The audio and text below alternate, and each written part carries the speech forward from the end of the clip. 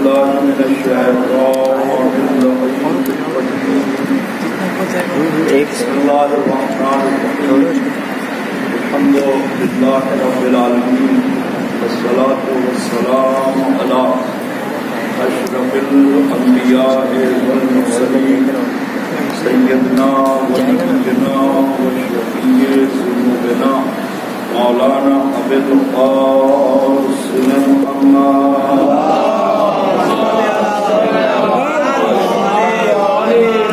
والصلاة والسلام على سيدنا الطاهرين المعصومين المظلومين المنتجبين المتقين المطهرين ولعنة الله على أعدائهم أجمعين من الآن إلى يوم الدين ما بعد قال سبحانه تبارك وتعالى وقوله الحق بسم الله الرحمن الرحيم إنا خلقنا الإنسان من نطفة أمشاج نبتليه وجعلناه سميعا بصيرا إنا هديناه السبيل إما شاكرا وإما كفورا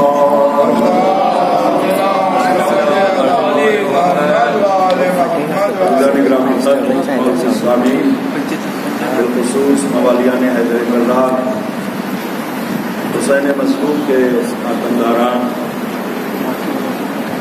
اور بالاخص صوبران سید الشہداء و شہداء کربلا و افسرائے کربلا، چونکہ یہ مجلس برائے سال ثواب محمود مقبول سید مختار حسن ابن بشیر حسین ان کے درجات کی بلندی کے لیے ایک مرتبہ سورہ حمد اور 3 مرتبہ سورہ توحید کی تلاوت کر کے مرحوم کی حضور کے ساتھ تمام زندہ مومنین مومنات مرحومین کی ارواح کو بھی ایصال کرتے ہیں۔ بسم اللہ الرحمن الرحیم۔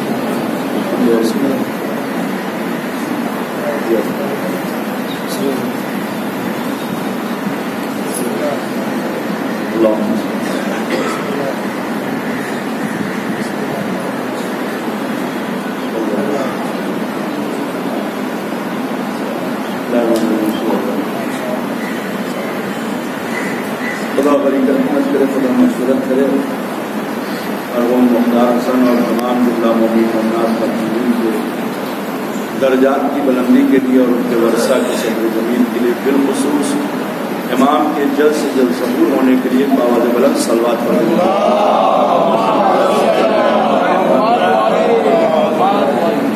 حضرات گرامی، میں نے آپ کے سامنے قرآن مجید سورہ انسان، جسے سورہ دہر اور سورہ الحقہ کے نام سے بھی یاد کیا ہے۔ قرآن مجید کو 29ویں پارے میں یہ سورہ ہے اور اس سورہ کی شان نزول ہمارے بہت سے مومنین کے ذہنوں میں ہے۔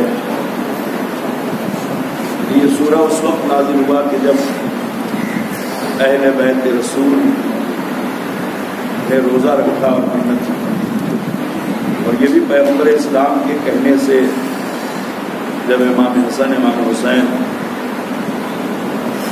کو بخار لاحق ہوا، اس وقت پیغمبر نے کہا کہ دیکھو اگر آپ منت مان لیں، اصل میں مقصد یہی تھا کہ انسان اگر بیمار ہو، مریض ہو، تو یہ تمام چیزیں اس کے لیے کارآمد، کیونکہ اہل بیت کی سیرت، اہل بیت کا طریقہ، اہل بیت کا قول و فعل ہم امت والوں کے لیے، ہم چاہنے والوں کے لیے، ہم ان کی پیروی کرنے والوں کے لیے نمونۂ عمل۔ اب یہ الگ مسئلہ ہے کہ ہم نہ معلوم کتنی مجلسیں سنتے ہیں، نہ معلوم کتنے لیکچر سنتے ہیں، نہ معلوم ہم کتنی حدیثیں پڑھتے بھی ہیں، قرآن کی تلاوت بھی کرتے ہیں، لیکن اب یہ اپنے اپنے اوپر ہے، اس میں ہم سب شامل ہیں کہ ہم آج تک یہ نہ پہچان سکے کہ دوست کون ہے، دشمن کون ہے۔ اپنوں میں دوست بھی ملتے ہیں، اپنوں میں دشمن بھی ہیں۔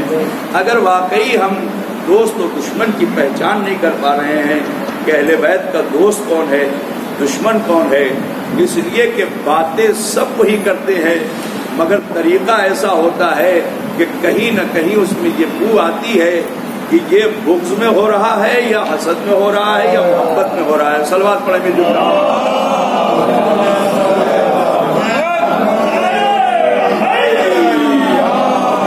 امیر المومنین صفین کے میدان میں جب جنگ ہو رہی تھی اور دشمن کی طرف سے قرآن جب بلند کیا گیا ہے تو علی کی طرف رہنے والے، علی سے محبت کرنے والے، علی ابن ابی طالب کے پیروکار، اور فرما رہے ہیں وہ خود علی ابن ابی طالب کے مخالف ہیں۔ ذرا اندازہ کیجئے کہاں تھے، تلوار کس کی محبت میں اٹھائی، کس کے حکم سے اٹھائی؟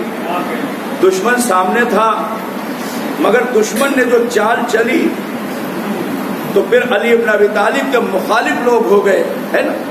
یعنی یہ بھی نہیں سوچا کہ جب حق علی کو مان لیا ہے تو اب علی جو کریں گے وہ حق ہوگا، اور فرما رہے ہیں جو کریں گے وہ حق ہوگا۔ نہیں، وہ تو باطل کی چال میں آ گئے۔ مولا نے کہا دیکھو الحق اراد و بہل باطل، مولا کا یہ جملہ بہت مشہور ہے۔ جنگ صفین کے موقع پر اپنے چاہنے والوں سے جو نام و نمود جسے کہا جائے کے لیے علی سے محبت کر رہے تھے، اگر حقیقی محبت ہوتی تو پھر یہ بھی وہی کرتے کہ امام حسین چراغ بجھا کے کہہ رہے چلے جاؤ۔ صلوات پڑھیں مل جل کر محمد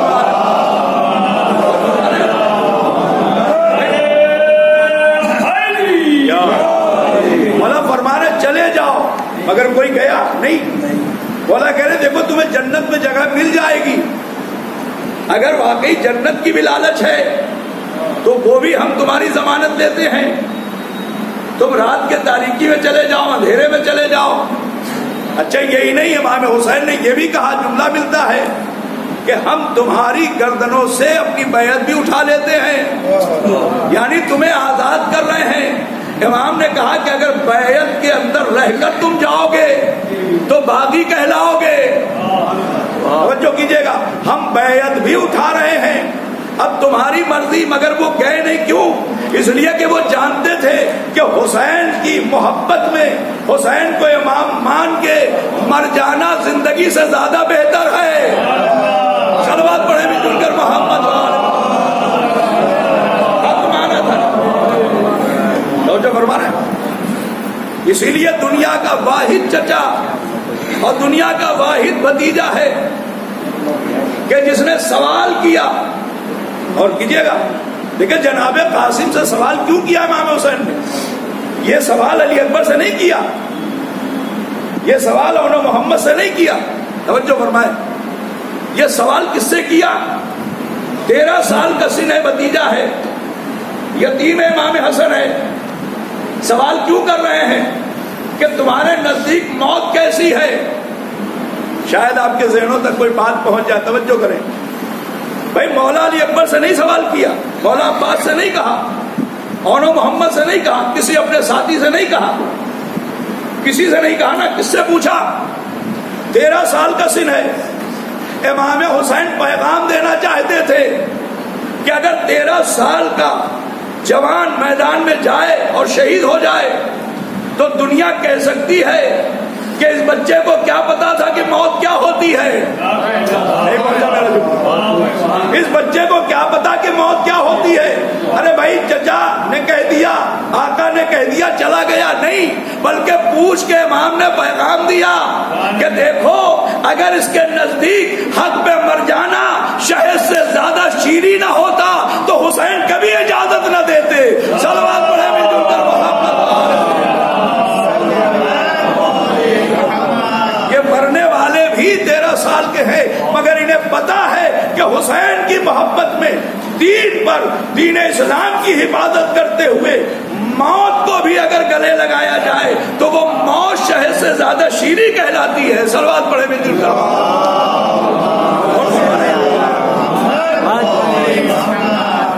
میرے دوستوں، میرے عزیزوں، مولا نے کیا کہا؟ الحق تو اراد و بہل باطل، ہمارے لیے ہر دور کے لیے یہ جملہ ہے کہ دشمن کا ارادہ باطل کا ہے مگر دکھا حق رہا ہے. قرآن کو دکھا کر اپنے ارادے باطل کو چھپا رہا ہے. اب تمہاری ذمہ داری ہے کہ تم حق کو پہچانتے ہو یا باطل کی چال میں آتے ہو. آج بھی ہماری سوسائٹی، سماج، معاشرے، مجلسوں میں یہی ہو رہا ہے. دکھایا حق جا رہا ہے، ارادہ باطل کا ہے. صلوات پڑھے بھی دل کر.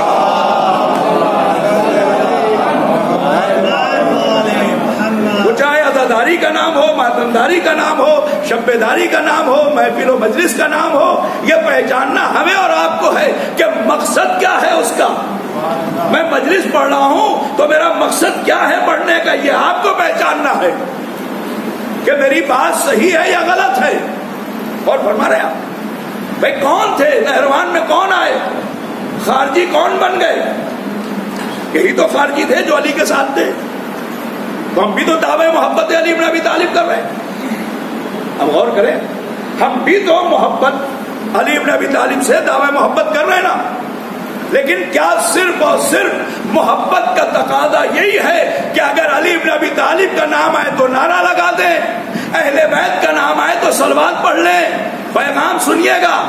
یہی نہیں ہے، بلکہ ہمیں چاہیے کہ ہم بھی کہیں نہ کہیں اہل بیت کی سیرت کی شبیہ بننے کی کوشش کریں. صلوات پڑھیں مل جل کر محمد وآلہ.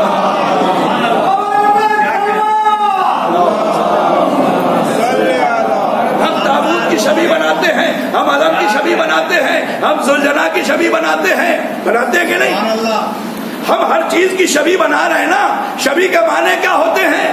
یعنی وہ اصل ہے، یہ شبیہ ہے، یہی تو ہے. وہاں عباس ابن علی نے اصل علم اٹھایا، ہم یہاں شبیہ علم اٹھاتے ہیں.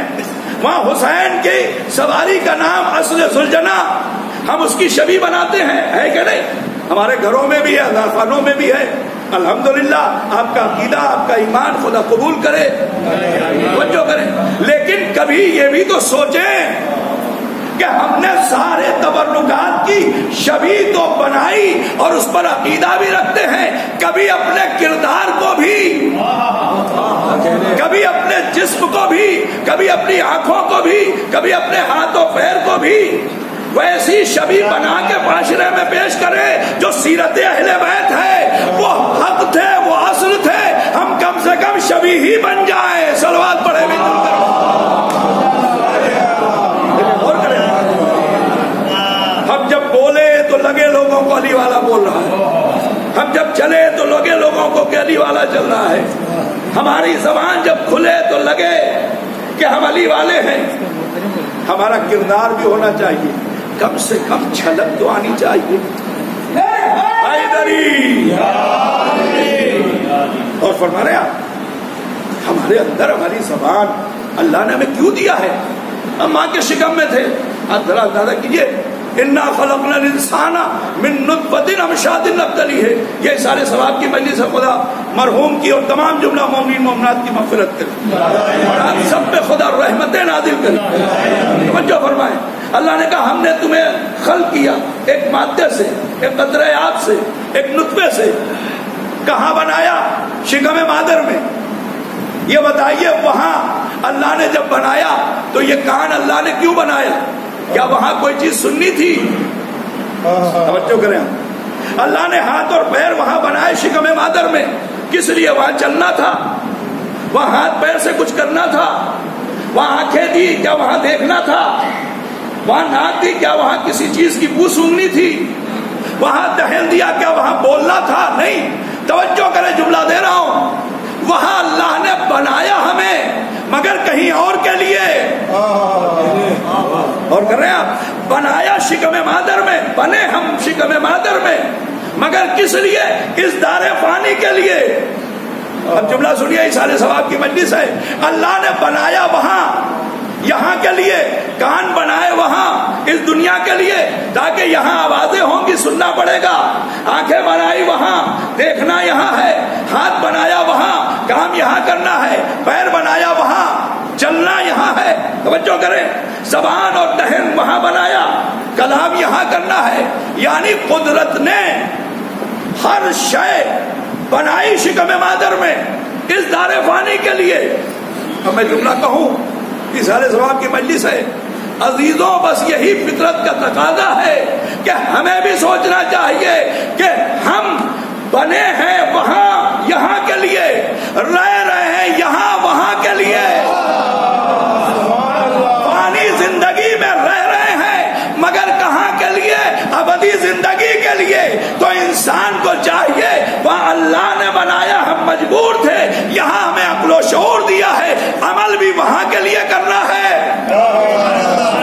کردار بھی وہاں کے لیے پیش کرنا ہے، صلہ رحم بھی وہاں کے لیے کرنا ہے، اپنے عز و اقارب سے محبت بھی وہاں کے لیے کرنا ہے، صدقہ و خیرات بھی وہاں کے لیے دینا ہے۔ صلوات پڑھے مل جل کر۔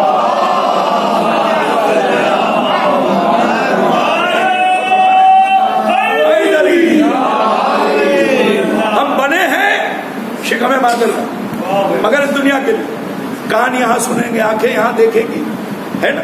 اللہ خود کہہ رہا وَجَعَلْنَاكُمْ سَمِيعًا بَصِيرًا، ہم نے تمہیں سننے اور دیکھنے کی طاقت دے کر پیدا کیا۔ اور اس کے بعد کیا کہا؟ اِنَّا هَدَيْنَاهُ السَّبِيلَ إِمَّا شَاكِرًا وَإِمَّا كَفُورًا۔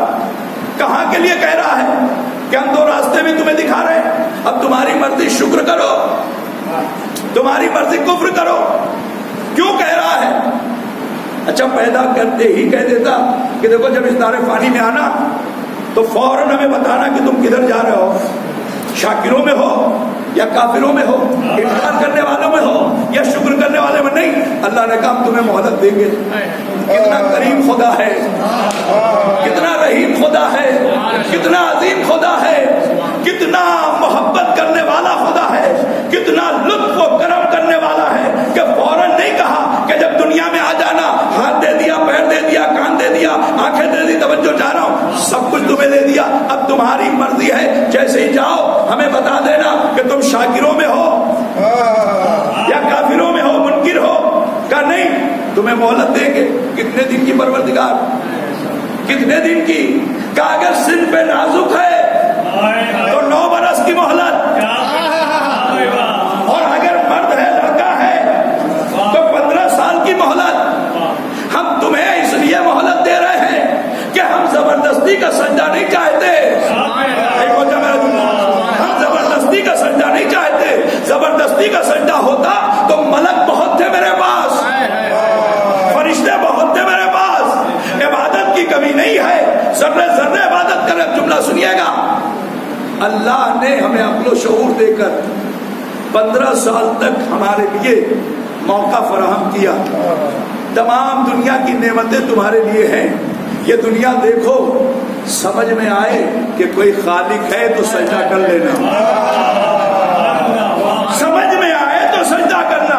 اگر ہمیں تم سے زبردستی ہی سجدہ کروانا ہوتا تو ہم تو تمہیں کیا کرتے بھائی، ایسی مشین بنا دیتے کہ جس میں چابی بھرتے تم سجدہ کرتے، لیکن نہیں، ہم تو اگر ایک فرشتہ بھی بھیج دیتے تمہارے سامنے تو تمہاری ہمت نہیں تھی کہ تم میرے سجدے سے روگردانی کرتے۔ صلوات پڑھے مل جل کر محمد۔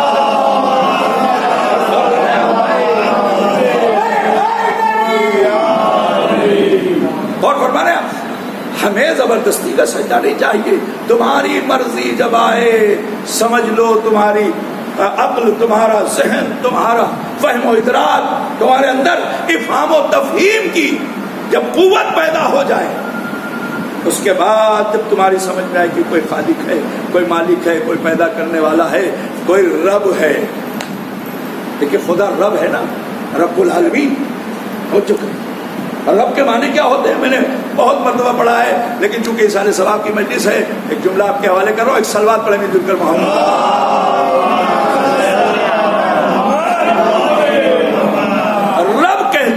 رب کہتے ہیں اسے کہ جو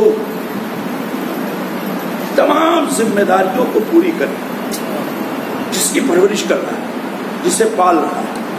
اسی لیے ماں باپ کو رب مجازی کا درجہ دیا کہ ماں باپ بھی بچے کی پرورش کے لیے ہر انتظام کرتے ہیں۔ ادھر بچہ شکم مادر میں آیا، باپ کو خبر ہوئی باپ اس کے لیے انتظام کرنے لگے. یہ فطرت کا تقاضا نیچر ہے, یہ جبلت میں ہمارے ہے. توجہ کریں. لیکن اللہ کیا ہے؟ رب العالمین. وہ عالمین کا رب ہے. اس میں اور ماں باپ کے رب ہونے میں بڑا فرق ہے. وہ رب حقیقی ہے, یہ رب مجازی ہے. اور رب مجازی کا مسئلہ یہ ہے کہ جب بچہ شکم مادر میں آئے گا, کاش میرا جملہ آپ تک پہنچ جائے. رب مجازی کا مسئلہ یہ ہے کہ جب بچہ پیدا ہوگا یا پیدا ہونے والا ہوگا تو وہ انتظام کریں گے. لیکن رب حقیقی وہ ہے کہ ابھی پیدا نہیں کیا, اس کی پوری خلقت اٹھا کے دیکھ لے. جمادات کو پہلے خلق کیا, نباتات کو اس کے بعد خلق کیا, حیوانات کو تیسری منزل پر خلق کیا, چوتھی منزل پر انسان کو خلق کیا, اور انسان کو خلق کرنے کے بعد کہا اشرف المخلوقات میں یہ شامل ہے, تبارک اللہ احسن الخالقین کہا, اور اس کے بعد کہا میری خلقت بند ہو گئی. نہیں غور کیا آپ نے؟ انسان کی ضرورت کی ہر شے کو, انسان کی آواز میں بھی بات ہو رہی تھی کہ انسان کی ضرورت کی ہر شے کو اللہ نے صبح قیامت تک کی ضرورت آدم یا نسل آدم کو جو پڑے گی اس نے پہلے بنایا, پھر انسان آدم کو بنایا. سنیے, اللہ تو اتنا بڑا کریم ہے. یہ مجلس کیوں ہو رہی ہے؟ تاکہ مرحوم کے درجات بلند ہونا, انہیں جنت الفردوس میں جگہ ملے, خدا کرے, اور تمام مرحومین کو انشاءاللہ جنت الفردوس میں جگہ ملے. اب جملہ سنیے, خدا رب العالمین ہے. بس آخری جملہ, اس کے بعد ربط مسائل. خدا رب العالمین ہے. کیا مطلب؟ خدا تو وہ ہے کہ جو صرف اس دنیا کے لیے, ہمارے لیے نہیں. ہم جب اس دنیا سے رخصت ہو جائیں گے, موت برحق ہے نا, معین ہے. ہم جب اس دنیا سے رخصت ہو جائیں گے تو پھر کہاں جائیں گے؟ نہیں غور کیا؟ پھر کہاں جائیں گے؟ خدا نے کہا مت گھبراؤ, اسے بھی میں نے تم سے پہلے بنایا. آدم کو تخلیق اللہ نے بعد میں کیا, جنت و جہنم پہلے بنا دی. کیوں؟ تاکہ جو شاکرین ہو انہیں جنت دے دوں, جو کافرین ہیں انہیں جہنم دے دوں. صلوات پڑھیں مل جل کر.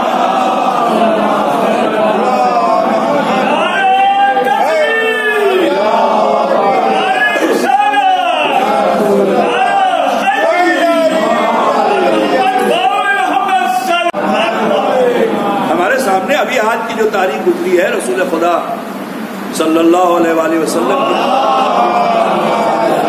اور امام حسن مجتبی, آپ دیکھیں ان کی سیرت دیکھیں, دونوں کی خلق میں پیغمبر سے بہتر کوئی ہے نہیں. عظیم اخلاق ہے پیغمبر کا. قرآن کا ہم نے آپ کو خلق عظیم پر فائز کیا, اور امام حسن بھی اسی سیرت پہ چل رہے ہیں. خدا اگر چاہتا تو اپنے حبیب کو کہاں پیدا کرتا؟ آج ہمارے پاس دولت آ جائے, پیسہ آ جائے, ہم کروڑ پتی ارب پتی ہو جائیں تو کیا چاہتے ہیں؟ ہمارا بچہ دنیا کے سب سے اچھے ہاسپٹل میں پیدا ہو, سب سے اچھے ماحول میں پیدا ہو, بہترین جگہ ہونی چاہیے. اے پروردگار, تیرا رسول تو اتنا عظیم ہے کہ لولا کا لما خلقت الافلاق, تو خود کہہ رہا ہے کہ اگر اسے خلق کرنا نہ ہوتا تو میں کائنات کو نہ بناتا. سید المرسلین یہ ہے, رحمت للعالمین یہ ہے, طٰہٰ یاسین تو نے اسے بنایا. اور فرمایا اتنا عظیم پیغمبر, اے پروردگار تیرے لیے کیا مسئلہ تھا؟ تیری پوری کائنات تھی ہری بھری وادیاں, جہاں ہر طرف پہاڑوں میں پھول ہی چمن ہی, جہاں چاہتا اچھے ماحول میں اپنے حبیب کو بھیج دیتا. مگر ہم نے دیکھا کہ دنیا کا سب سے برا ماحول, دنیا کا سب سے بدترین ماحول وہ عرب کا ماحول تھا, اور اسی برے ماحول میں اللہ نے اپنے حبیب کو اس دار پانی میں جو بھیجا اللہ نے, تو کیوں؟ خدا چاہتا تو بہترین ماحول میں بھیجتا. بس ایک جملہ رسول کی رسالت دیکھیں آپ, اخلاق کے پیغمبر دیکھیں. بھائی اللہ چاہتا ہمارے پاس پیسہ آ جاتا تو میں نے کہا نا, ہم سوچتے لندن, امریکہ, کینیڈا, جہاں سوئٹزرلینڈ چلے جائیں, لوگ کہتے ہیں صاحب بہت اچھا ماحول ہے, ہم وہاں چلے جائیں, ہمارے پاس کیا کمی ہے, چارٹر پلین کر کے چلے جائیں, اتنا پیسہ ہے. اپنے بچوں کو وہاں لے جا کے رکھیں. تو میرے پروردگار اگر آج کے 1400 برس بعد کے انسانوں کے لیے سوئٹزرلینڈ بہت اچھا ہے تو اس زمانے میں بھی رہا ہوگا، اس لیے کہ تیری خلقت ہے، تو نے پیدا کیا، تو نے بنایا ہے نا. بھائی کشمیری میں بھیج دیتا جو جنت کا ٹکڑا کہا جاتا ہے ایک مادی طور پر، ہے نا، غور کیجیے گا. مگر اللہ نے کہاں اتارا؟ دنیا میں جتنی بھی اس وقت کی آبادی تھی دنیا کی دار فانی کی، اس میں سب سے بدترین ماحول برائیوں کا، جھوٹ کا، ظلم کا، اور کیجیے گا بدفعلی کا، ہر اعتبار سے برا ماحول، جہالت کا، بت پرستی کا، شرک کا، سب سے برے ماحول میں اپنے حبیب کو اللہ نے بھیجا. کیوں؟ اے میرے پروردگار سوال ہے کہ نہیں؟ اب میں مثال دے دوں تاکہ میرا چھوٹا بچہ سمجھ جائے. اس سے علی بھائی نے کہا کہ آ جائیے گا، نماز بھی ہو جائے گی، مسجد بھی پڑھ دیجیے گا. اصل میں مثال کے طور پر کبھی نہیں آیا تھا مسجد میں. علی بھائی نے کہا کہ آج دیکھیں لاک ڈاؤن ہے، مجلسیں کم ہو رہی ہیں اور آپ آئیں گے تو پوری مسجد بھری ہوگی اور مجمع ایک دم بہترین ہوگا. میں معذرت کے ساتھ مثال دے رہا ہوں تاکہ بات سمجھ میں آ جائے. کسی کی دل آزاری نہیں، خدا آپ کو سلامت رکھے، پروردگار آپ پہ رحمتیں نازل کرے. جملہ سنیے گا. علی بھائی نے کہا یہ پورا مجمع بھرا ہوا ہے، بہترین مجمع ہے، پڑھا لکھا. آپ بیٹھیں گے نہیں کہ داد و تحصیل، نعرے سلوات، آپ کو بولنا نہیں پڑے گا. اور فرمایا اتنا اچھا مجمع، بیدار مجمع، سارے پڑھے لکھے لوگ ہیں، پوری مسجد بھری ہوئی ہے. میں جو آیا تو میں نے دیکھا بھائی اس کے برعکس مجھے مجمع ملا، مسجد بھی خالی ہے. اور میں نے کہا کہ مثال دے رہا ہوں تاکہ چھوٹا بچہ سمجھ جائے، اس لیے معذرت کے ساتھ. میں نے دیکھا کہ صاحب میں تو ممبر پہ آیا تو کسی نے مجھے منہ چڑھایا، کسی نے دانت دکھایا، کوئی ہاتھ میں پتھر لیے ہوئے ہے کہ مولانا بیٹھے تو پتھر ماروں، ہے نہ معلوم کیسے کیسے لوگ پوری مسجد میں ہمیں نظر آئے. میں نے کہا بھائی مجھے تو کہا یہ گیا اور ہوا یہ. تو علی بھائی نے کہا مولانا اگر سارا مجمع اچھا ہی دے دوں تو آپ کا کمال کیا ہے؟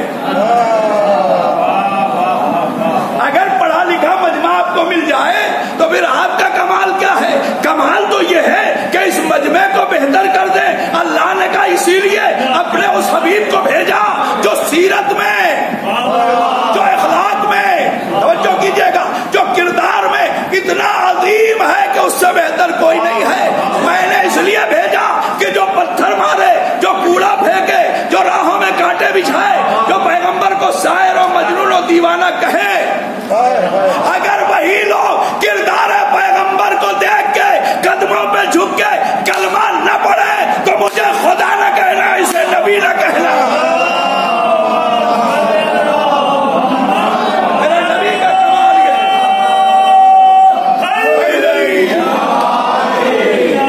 یہ اخلاق ہے پیغمبر، یہ کردار ہے پیغمبر، یہ کمال ہے پیغمبر. یہ ہے کہ پورے ماحول کو اچھا بنا دے. جہاں غلاموں کو سنیے، جہاں غلاموں پر ظلم ہوتا تھا وہاں نبی نے ایسا کردار پیش کیا کہ غلام بلال حبشی کو مؤذن اسلام بنا دیا. صلوات پڑھے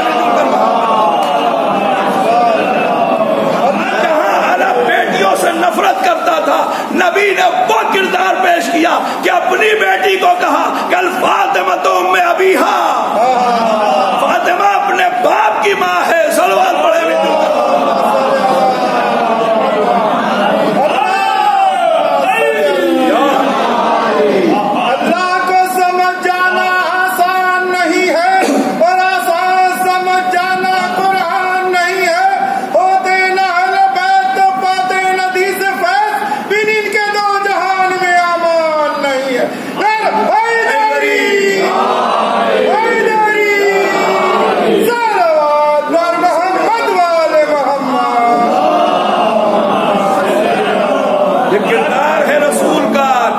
رسول کا.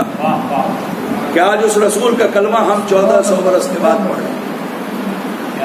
وہ سیرت، وہ کردار، وہ اخلاق، وہ اثر تھا پیغمبر کی زبان. میرے دوستوں، میرے عزیزوں، ہم اپنے اندر پہچانے حق کیا ہے، باطل کیا ہے. ہر دیکھنے والی، ہر دکھائی دینے والی اچھی چیز اچھی نہیں ہوتی. اللہ نے عقل و شعور اسی لیے دیا. پرکھو، سوچو، دیکھو کہیں لوگوں کا مقصد حق دکھا کے تمہارے کو باطل کی طرف تو نہیں لے جانے کا ہے. اور فرما رہے ہیں اس لیے ہماری ذمہ داری ہے یہ سوچ کے نہ بیٹھ جائے کہ صاحب وہ تو جو کر رہے ہیں وہ تو اچھا کام اچھا ہے، مگر اس کے پیچھے کا مقصد کیا ہے یہ بھی ہمیں سمجھنا، مقصد سمجھنا ضروری ہے. اور کیجیے اللہ کے رسول نے کردار پیش کیا.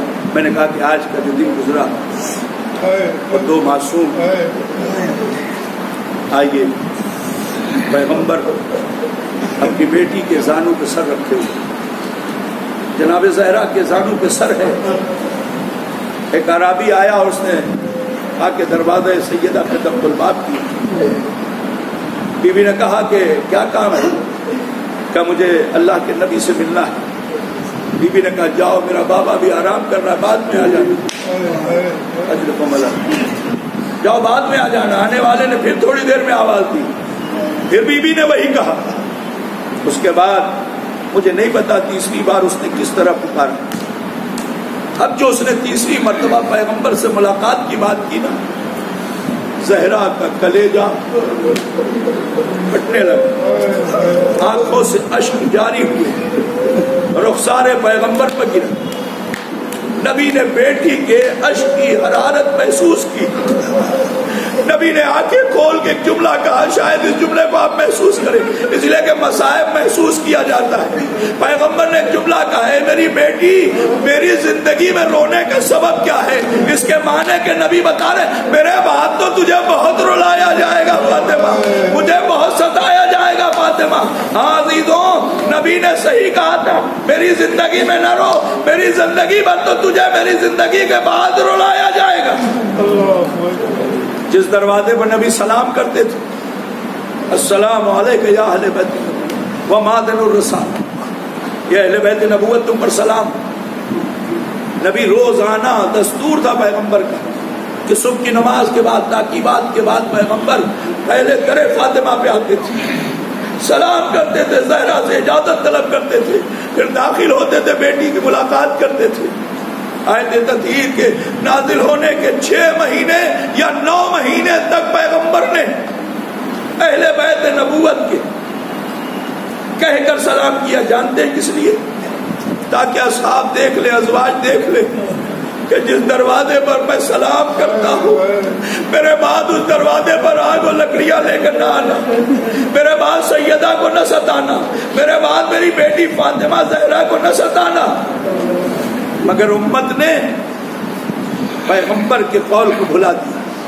ہاں عزیزوں، علی نے غسل و کفن دیا، ابن عباس نے مدد کر رہے ہیں. علی کے گھر والے حجرہ رسول میں رسول کو دفن کیا گیا مسجد نبوی.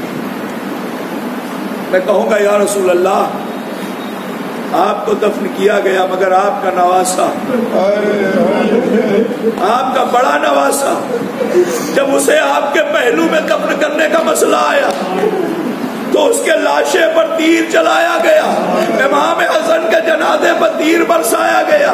یہ واحد جنازہ ہے جو گھر سے نکل کر گیا تھا سفید لیکن کفن کے ساتھ، لیکن جب گھر میں دوبارہ آیا ہے تو تیر لگا ہوا ہے، خون میں کفن غلطہ ہے.